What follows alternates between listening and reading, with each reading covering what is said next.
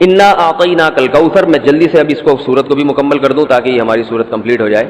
ترجمہ کر دیتا ہوں. انا اعطیناک الکوثر، اے نبی ہم نے آپ کو عطا کی کوثر. فصلی، پس آپ نماز پڑھیے، لربک اپنے رب کے لیے، ونحر اور قربانی کیجیے. انا بے شک، شانئک آپ کا دشمن، هو الابتر وہی دم کٹا ہے، وہی اسی کی نسل ختم ہوگی، اسی کا ذکر خیر ختم ہو جائے گا، وہی ناقص ہے، اس کا کوئی نام لینے والا ان کے بعد نہیں ہوگا.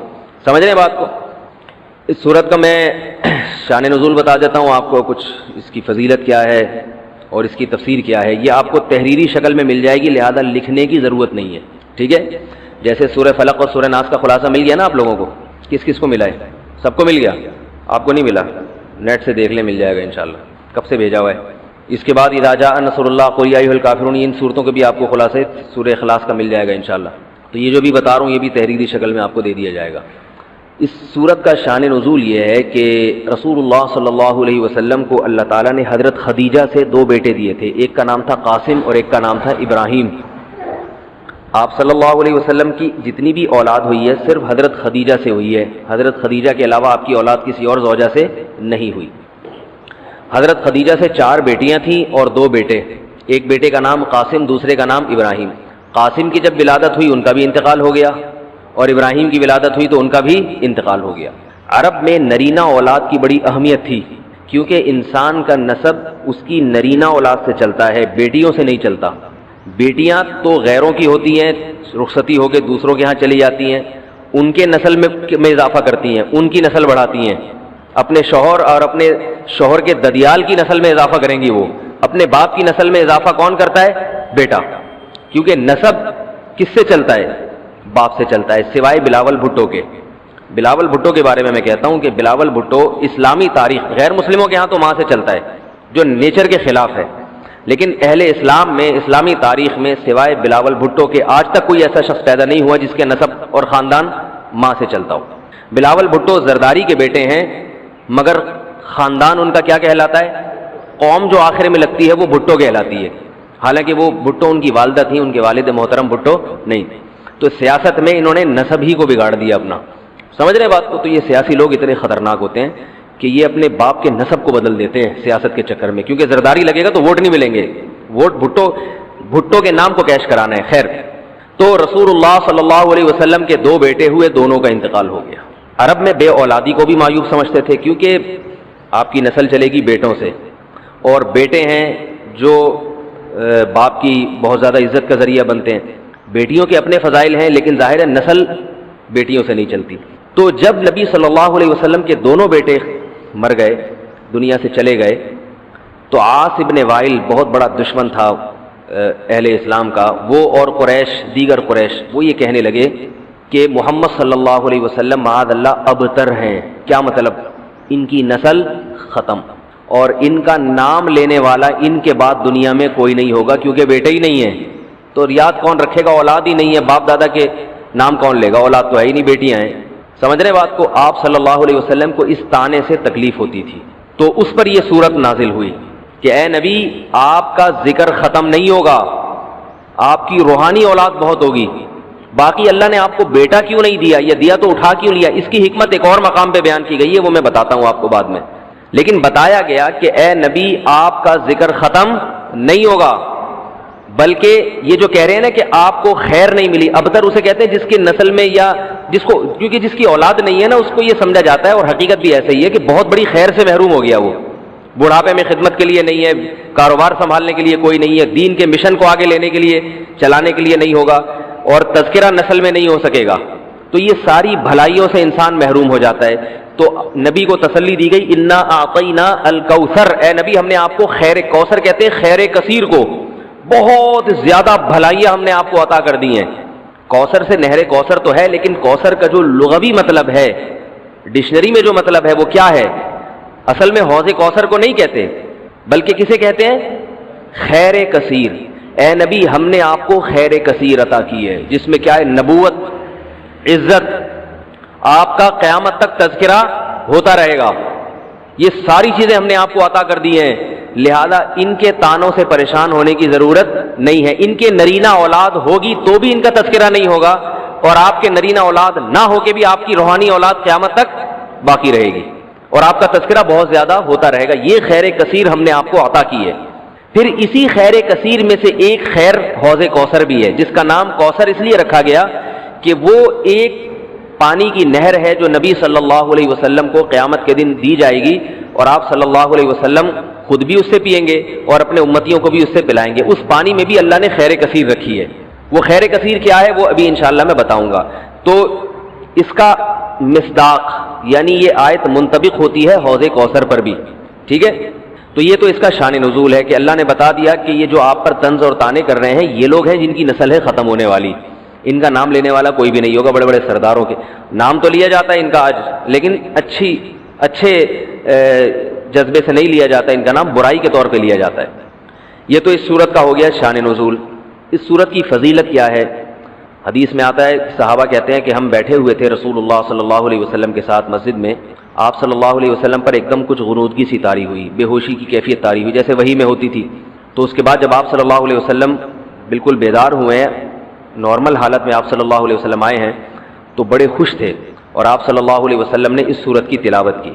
اللہ کے نبی پر جب وحی آتی تھی نا, تو جیسے ہی آپ صلی اللہ علیہ وسلم ہوش کی حالت میں آتے تھے تو فوراً ان آیتوں کی تلاوت شروع کر دیا کرتے تھے تاکہ میں بھول نہ جاؤں. تو آپ نے فوراً بسم اللہ الرحمن الرحیم پڑھا اور انا اعطیناک الکوثر فصلی لربک وانحر ان شانئک ھو الابتر, یہ آیتیں نازل ہوئیں اور آپ نے فوراً ان آیتوں کی تلاوت شروع کر دی. جب یہ شروع ہوئی تو صحابہ نے پوچھا یہ کوثر کیا چیز ہے؟ آپ صلی اللہ علیہ وسلم نے فرمایا میرے رب نے مجھے بشارت دی ہے کہ قیامت کے دن مجھے ایسی نہر ملے گی, وہ نہر ایسی ہے کہ اس کے جو پیالے ہیں جس سے لوگ پانی پئیں گے وہ چاندی کے ہیں, اور ان کی تعداد ان پیالوں کی گلاسوں کی اتنی ہے جیسے آسمان کے ستارے, اور اس نہر کا پانی برف سے زیادہ سفید ہے اور شہد سے زیادہ میٹھا ہے, اور میری امت میں کوئی بھی اس کا پانی پیے گا تو اسے کبھی بھی پیاس نہیں لگے گی. میدان حشر میں جو لوگوں کا سب سے بڑا مسئلہ ہوگا وہ پیاس ہوگا, سب سے بڑا مسئلہ. اور کہتے ہیں سمندروں کا پانی بھی اگر پی لے کوئی ساتوں سمندروں کا تو اس کی پیاس نہیں بجھے گی. تو میرے اللہ نے مجھے یہ نہر دی ہے, جو میرا امتی اس سے پی لے گا اسے کبھی بھی ہمیشہ کے لیے اس کی پیاس ختم ہو جائے گی. پھر آپ صلی اللہ علیہ وسلم نے فرمایا اسی موقع پر اسی حدیث میں کہ کچھ میرے امتی آئیں گے حوض کوثر سے پانی پینے کے لیے, فرشتے انہیں وہاں سے ہٹائیں گے, دھتکاریں گے. میں کہوں گا کہ یہ میرے امتی ہیں تو فرشتے کہیں گے کہ آپ کو علم نہیں ہے ما احدثوا بعدک, کہ انہوں نے آپ کے بعد بدعتیں ایجاد کر لی تھی. ہیں تو آپ کے امتی مگر انہوں نے آپ کے دین میں تبدیلیاں کر لی تھی. جو دین آپ ان کو دے کر گئے تھے اس پر انہوں نے قناعت نہیں کی, اپنی طرف سے اس میں اضافے کیے, ایڈیشن کہتے ہیں نا, بہت ساری چیزیں بڑھا لی انہوں نے. تو اس میں وعید بھی آپ صلی اللہ علیہ وسلم نے بتا دی کہ حوض کوثر سے بدعتی کو پانی پینے کی توفیق نہیں ملے گی. تو یہ تو اس صورت کی فضیلت ہو گئی. اب اس صورت کے مضامین کیا ہیں, تفسیر کیا ہے اس کی, اس کے اسباق کیا ہوتے ہیں, یہ انشاءاللہ پھر. تو جب نبی صلی اللہ علیہ وسلم نے فرمایا نا کہ تم موت کے بعد دوبارہ زندگی ملے گی, تمہیں اللہ کے سامنے حساب و کتاب دینا ہے, تو وہی مشہور سوال تھا سأل سائل بعذاب واقع. اللہ فرماتے ہیں ایک واقعہ کب ہوگا یہ تو میں نہیں بتاؤں گا, میرا اصول ہی نہیں ہے کہ میں قیامت کا علم بتا دوں, لیکن اتنی بات ہے للکافرین لیس لہ دافع, جو بھی اللہ کا منکر ہے, اللہ کو نہیں مانتا, اللہ کے حکام کو فالو نہیں کرتا, جب وہ عذاب آئے گا تو دنیا کی کوئی طاقت اس عذاب سے ان کو بچا نہیں سکے گی. تعرج الملائکۃ والروح الیہ فی یوم کان مقدارہ 50,000 سنہ, 50,000 سال کا ایک دن ہوگا. کہیں 1,000 سال اللہ نے ذکر کیا میدان حشر کے بارے میں, کہیں 50,000 سال. تو علماء نے بیان کیا یہ لوگوں کے حالات کے حساب سے ہوگا. یہ ٹائم کے جو یونٹ ہے نا یہ ہر ایک کے حق میں مختلف ہوتے ہیں. دیکھو جب ہم پیدا ہوئے تو ہم کائنات کو بننے کے اربوں سال کے بعد پیدا ہوئے ہوں گے نا, تو کیا ہمیں انتظار کرنا پڑا؟ بولو نا کیا ہو گیا؟ اگر ہمیں اللہ انتظار کرواتا ابھی تم عالم ارواح میں ہو 1 ارب سال کے بعد تمہارا نمبر آئے گا, تو میں تو بوریت سے مر چکا ہوتا. کیا خیال ہے بھائی؟ جہاں فلائٹ 1 گھنٹہ لیٹ ہو جائے انتظار میں آدمی ٹینشن میں چلا جاتا ہے, لیکن ہم تو جب آئے تو ہمیں تو لگا کہ کائنات کی ابتدا آج سے ہو رہی ہے. جب ہم نے ہوش سنبھالا, کیونکہ ہمارے وہ یونٹ جو تھے نا, جو وقت کی اکائیاں ہیں, وہ ہمارے حق میں اسٹارٹ ہی نہیں ہوئی تھی. تو اسی طرح مرنے کے بعد جو مردے کے لیے جو ٹائم کے یونٹ ہے نا وہ چینج ہوتے ہیں. ورنہ جو مردہ بیچارہ 20,000 سال پہلے دفن ہوا ہے وہ تو قبر میں کوئی عذاب نہ بھی ہو رہا, وہ تو پڑے پڑے ہی بور ہو گیا ہوگا کہ اللہ قیامت لے آ, میں تو ٹینشن میں آ گیا ہوں, 20,000 سال ہو گئے مجھے. تو اس کو تو ایسا نہیں لگے گا کہ 20,000 سال ہو گئے. وہ جب دوبارہ اس کو اللہ تعالیٰ اٹھائیں گے تو نیک لوگوں کو تو لگے گا ابھی ہم سوئے تھے اور ابھی ہمیں کسی نے آ کے اٹھا دیا. جیسے گہری نیند میں جب انسان سوتا ہے کئی گھنٹے بعض دفعہ سوتا ہے, کوئی آ کے اٹھائے تو اس کو لگے گا یار ابھی تو میں سویا تھا, ابھی آپ نے اٹھا دیا ہمیں. تو سوتے ہوئے آدمی کے ٹائم کے یونٹ الگ ہوتے ہیں, مرنے کے بعد کے ٹائم کے یونٹ الگ ہوتے ہیں, عالم ارواح کے الگ تھے. اور بعض تو یہ بھی میں نے سنا ہے کہ دوسرے سیارے پہ آپ چلے جائیں نا زمین کے علاوہ, تو وہاں بھی ٹائم کے یونٹ چینج ہو جائیں گے.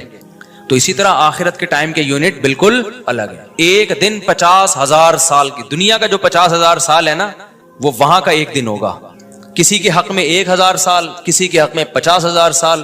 یہ وہ ہے جب حساب و کتاب جس میں ہوگا.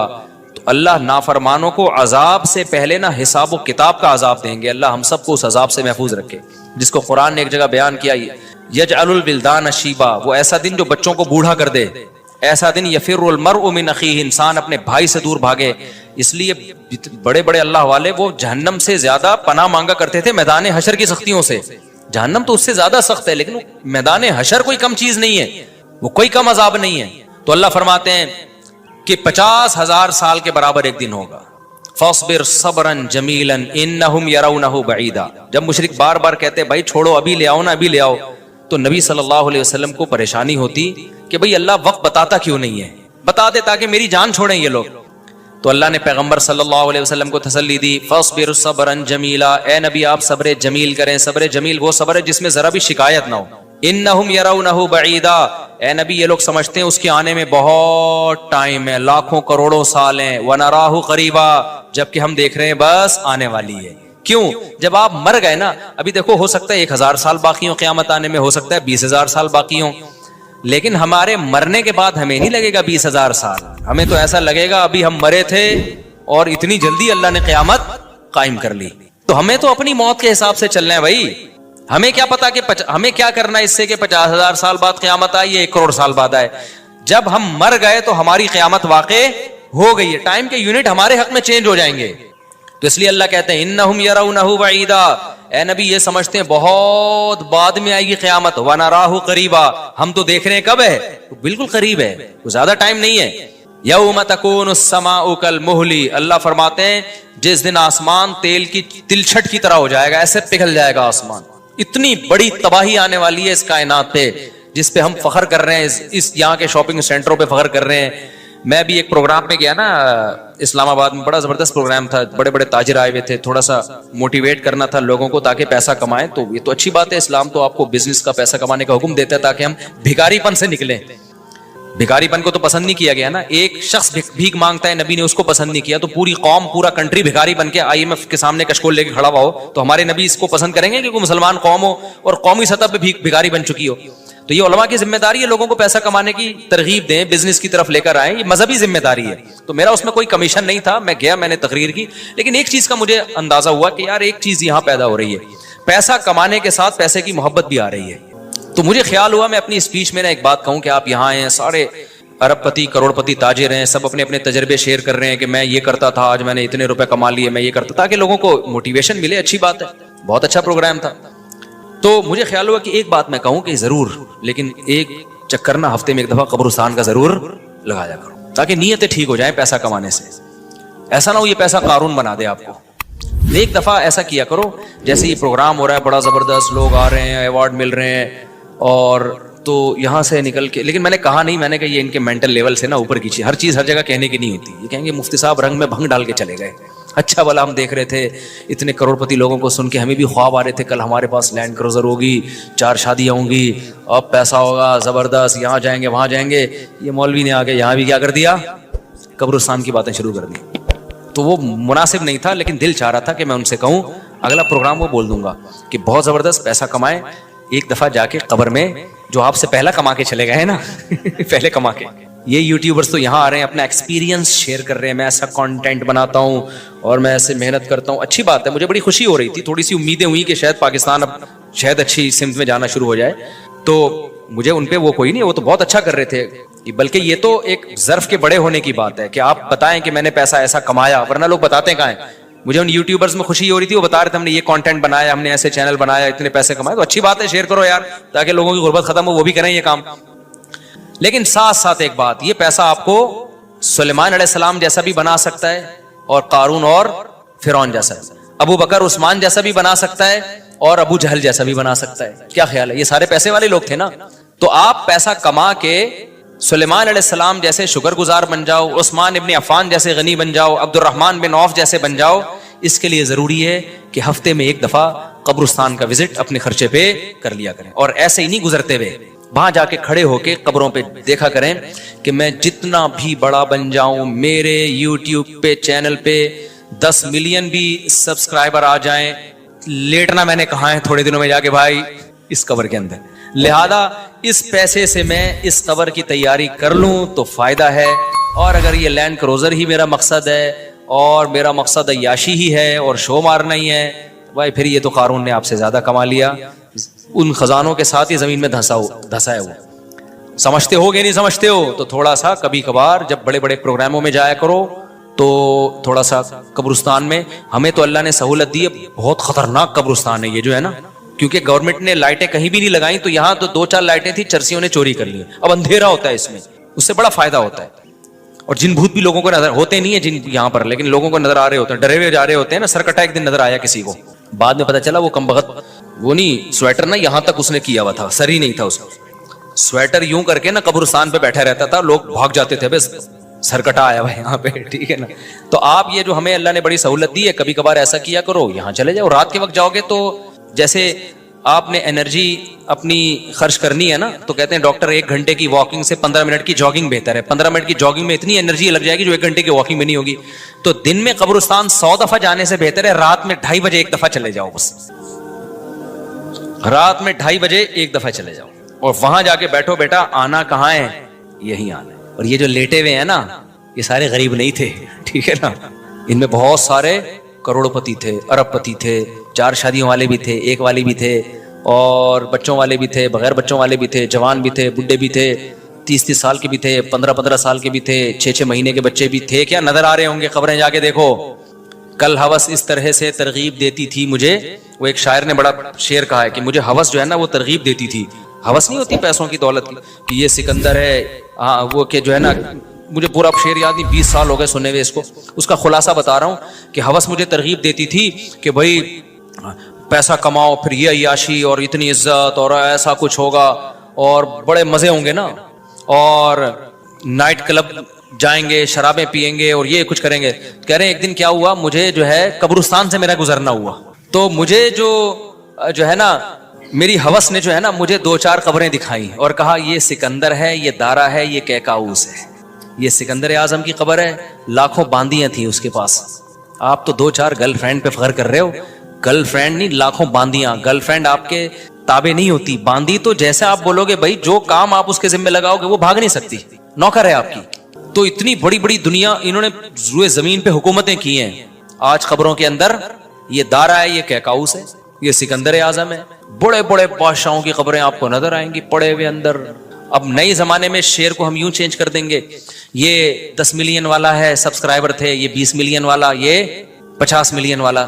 ایک کلپ بعض ایسے مشہور ہو جاتے ہیں, کھجا بھی رہے ہوں گے نا, بس یہ اپنی کھجانے کی ویڈیو ڈال دیں یوٹیوب پہ, لاکھوں روپے کما لیتے ہیں بیٹھے بیٹھے. بعض ایسے مشہور ہو گئے, کچھ بھی نہیں کرے نا, بس وہ کہے کہ ناڑا باندھتے ہوئے دکھاتے ہیں, میں ناڑا باندھ رہا ہوں, میں ناڑا ایسے ٹائٹ کرتا ہوں, زار بند ایسے ٹائٹ کرتا ہوں. اتنے مشہور ہو گئے ہیں وہ, بس لوگ دیکھنا چاہتے ہیں. لوگ پتہ نہیں کیا ہو گیا اب.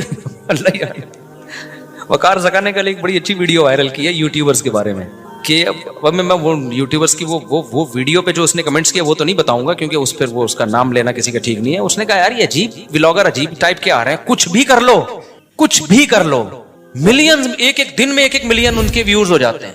تو انہوں نے کہا یہ ان ولاگرز کا قصور نہیں, یہ قوم کا قصور ہے. اس نے بڑی اچھی بات کی, اس نے کہا یہ قوم کدھر کو جا رہی ہے بھائی, واش روم میں بیٹھا ہوا بندہ دکھا رہا ہے, دیکھیں آدھا اوپر والا دکھا رہا ہے. میں کہتا ہوں اگر وہ نیچے والا پورشن دکھا دے نا, یوٹیوب چینل بند کر دے گا, بولے گا بھائی اتنے سبسکرائبر اتنا کراؤڈ ہم برداشت نہیں کر سکتے, ڈی مانیٹائز کر دے گا یار. کہے گا بھائی یہ ہمارے بس میں اب. تو لوگوں کی نیچر دیکھو یار, کچھ بھی جو مشہور ہو جاتے ہیں ایک دفعہ مشہور ہو گئے نا, بس اب کچھ بھی کریں گے. گالی دے رہے ہیں, وہ ویڈیو آ گئی, کھجا رہے ہیں, لوگ دیکھ رہے ہیں کیسے کھجاتے ہیں یہ, تو لوگ عجیب ہیں. بہرحال جو ہو رہا ہے میں تو مارکیٹ میں وہی بتاؤں گا نا آپ کو. تو اب جو سوشل میڈیا سے وابستہ لوگ ہیں جن کے ٹک ٹاک پہ چینل, یوٹیوب پہ چینل, ان کے یہاں کامیابی کیا ہے, 4 ملین ہو گئے, 10 ملین ہو گئے, 50 ملین ہو گئے. تو ایک ویڈیو اتنی محنت سے بناتا ہے, 4 آدمی تجھے ملتے نہیں ہیں اور میں کھجاتا بھی ہوں نا سر کو تو اتنے ویوز آ جاتے ہیں. تو کل یہ شعر چینج ہوگا. یہ سکندر ہے, یہ دارہ قبروں میں نا, تو کہیں گے یہ 10 ملین والا ہے, یہ 20 ملین والا. یہ ناڑا باندھتے ہوئے ایک دفعہ ویڈیو ڈالی تھی اس نے اور 20 ملین ایسے ہو گئے تھے. تو یہ سب آئے گا مارکیٹ میں. تو اس لیے میرا دل چاہتا ہے کہ میں ان لوگوں سے, میرا اس پروگرام میں دل چاہ رہا تھا ایک دفعہ بولوں کہ آپ تمام حضرات سے گزارش ہے, بہت اچھا پروگرام ہے اور اللہ کرے اور پیسہ آئے اور یہ لوگ اپنے تجربوں کو شیئر کریں, لیکن کائنڈلی تھوڑا سا قبرستان بھی, ہمارے نبی نے پیسہ کمانے کی ترغیب دی ہے, ساتھ ساتھ قبرستان جانے کی بھی ترغیب دی ہے. صحیح بخاری کی حدیث ہے, کنت نہیتکم عن زیارت القبور فزوروها فانها تذکر الاخرہ. نبی نے فرمایا میں نے تمہیں قبرستان جانے سے منع کیا تھا کیونکہ بدعتیں ہو رہی تھیں, شرک پھیل رہا تھا, لیکن اب توحید قائم ہو گئی ہے, شرک کا خطرہ ختم ہو گیا. فرمایا فزوروها, قبرستان جایا کرو کیونکہ اس سے آخرت یاد رہتی ہے. انسان اپنی اوقات میں رہتا ہے, اپنی اوقات سے باہر نکلنے کی کوشش نہیں کرتا. تو اللہ میاں بھی فرما رہے ہیں تم اس کو بہت دور سمجھ رہے ہو, ہم سمجھ رہے ہیں بہت قریب ہے. اور یہ جتنی رنگینیاں اس کائنات کی نظر آ رہی ہیں نا, یہ سب ٹوٹ پھوٹ کے مٹی ہونے والی ہیں, برابر ہونے والی ہیں. تو یوم تکون السماء کالمہل وتکون الجبال کالعہن. اتنے بڑے بڑے پہاڑ اللہ کہتے ہیں روئی کی گالوں کی طرح اڑیں گے. آپ سبسکرائبر کو لے کے بیٹھے ہوئے ہو, یہ بڑے بڑے پہاڑ جو ہل نہیں سکتے نا, یہ روئی کی گالوں کی طرح اڑ رہے ہوں. وتکون الجبال کالعہن ولا يسأل حمیم حمیما. جگری دوست بھی کسی دوست کو نہیں پوچھے گا. تو اگلے ہفتے انشاءاللہ یہاں سے میں آگے سے شروع کروں گا تاکہ یہ صورت ہماری ختم بھی ہو. اللہ تعالی ہمیں موت سے پہلے نا تیاری کی توفیق عطا فرما دے. دنیا کماؤ ضرور بھائی, اتنا فری نہ کراؤ جتنا ہم دنیا کو فری کرا رہے ہیں, اتنا کراؤ جتنا یہاں پر رہنا ہے. اللہ تعالیٰ سمجھنے کی عمل کی توفیق عطا